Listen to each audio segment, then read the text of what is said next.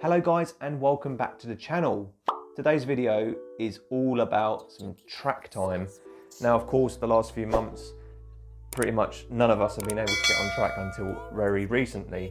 Now I've been toying with this idea for a while and I've actually put a video up of a good friend of mine doing some track day sessions at Snetterton, and I was a passenger and I got to experience it for one of the first times because this car has been a constant build. It's just been continuous all the time. And that is of course my good friend Brett Shepherd. Now you may have heard the Shepherd name for many reasons on my channel and just in general. Shepherd Motors of course is where I go to do lots of work on Mr. Miyagi and some other projects that I've had in the past. Of course, all the guys down there are my good friends. I consider them almost family, how close we are.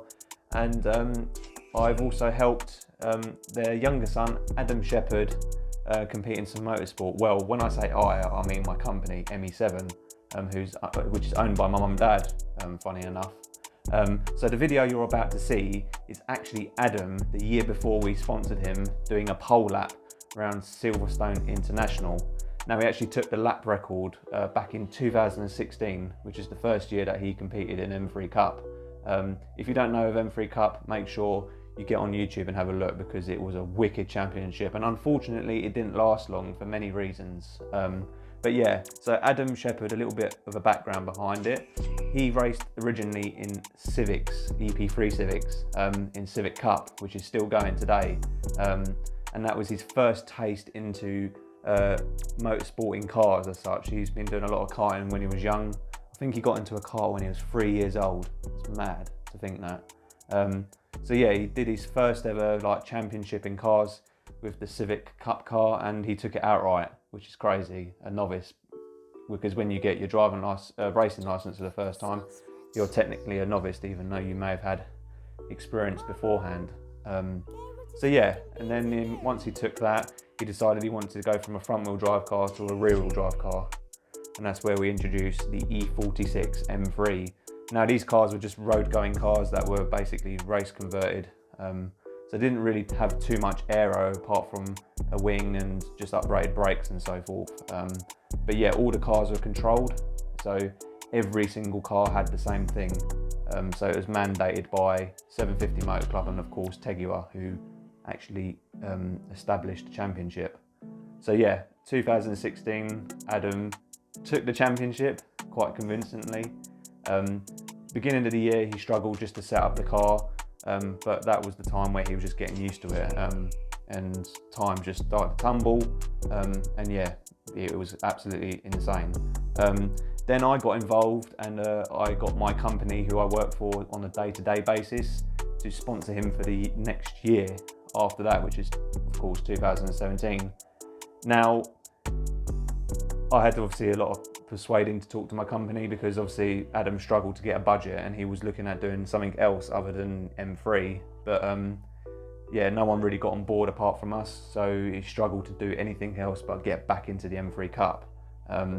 So yeah, literally as soon as we got into the first round, he dominated like 10 seconds, 20 seconds of the pack. It was absolutely mental.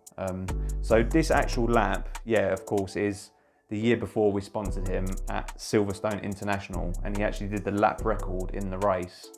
I think it was a 1:14.9, if I'm not mistaken. I have to check that, but I'm pretty sure it is.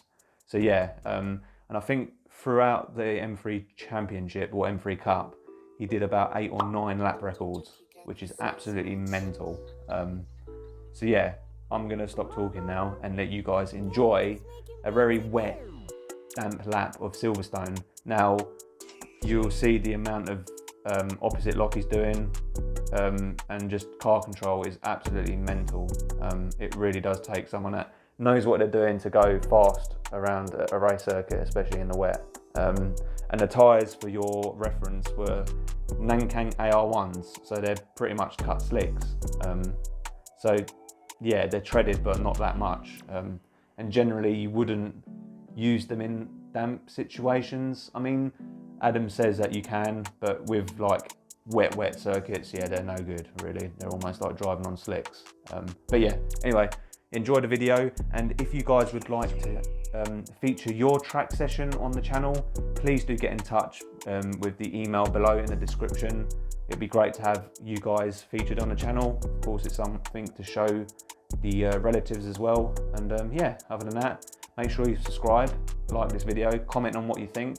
And of course, I will also leave socials to Adam Shepherd's YouTube channel, where hopefully he's going to start posting. So yeah, but anyway, without further ado, let's get on to the video.